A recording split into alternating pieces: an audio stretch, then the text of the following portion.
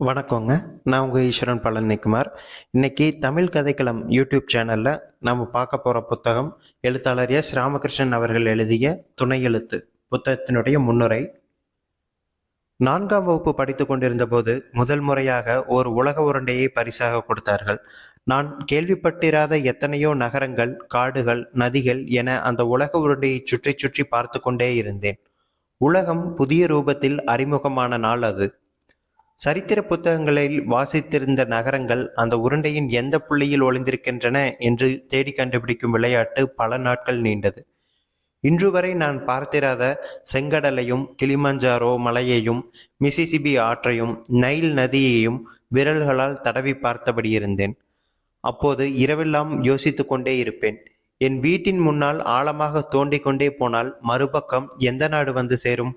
இங்கே பெய்யும் மழை பூமிக்கடியில் போய் மறுபடியும் பூமியின் இன்னொரு பக்கத்தில் மழையாக பெய்து கொண்டிருக்குமா என்று முடிவற்ற சந்தேகங்கள் எனக்குள் கனவுகளை உருவாக்கி கொண்டிருந்தன.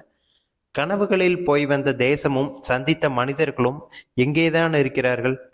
அந்த உலக உருண்டை பூமியை பற்றிய வியப்பை விஸ்தாரமாக்கியது.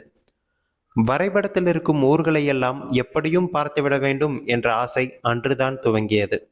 வயது வளர வளர காணாத ஊரும் காணாத மனிதர்களும் தொலைவிலிருந்து அழைத்து கொண்டிருப்பதாக உணரத் துவங்கினேன். ராகுல்ஜியின் ஊர் சுற்றி புராணம் என்ற புத்தகம் வாசித்த போது நானும் அவரை போன்று தேசாந்திரியாக அலைய வேண்டும் என்று முடிவு செய்து கொண்டேன். ஆனால் வாழ்க்கை தரம் அதன் கயிற்றில் எல்லைக்குள் நம்மை உழவுவதற்கு அனுமதிக்கிறது என்பதை புரிந்து கொள்வதற்குள் பாதி வயது கடந்து விட்டிருக்கிறது.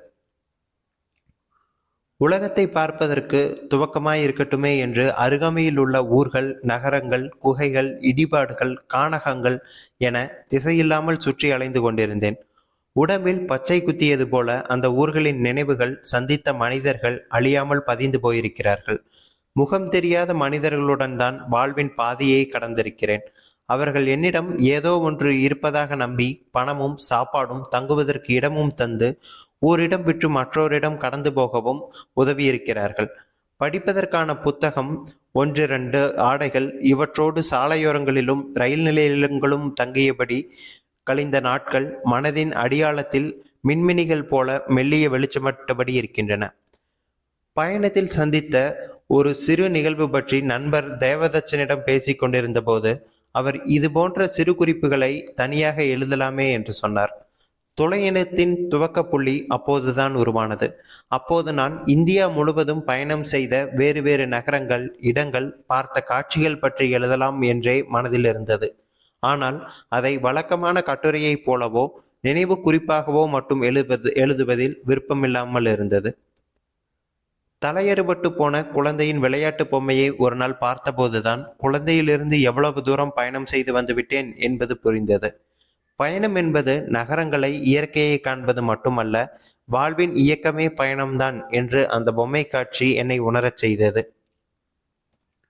அதோடு பாபர், அக்பர் போன்ற மன்னர்களுக்கு மட்டுமல்ல, சாதாரண தக்காளி பழத்துக்கு கூட தனியாக சரித்திரம் இருக்கிறது.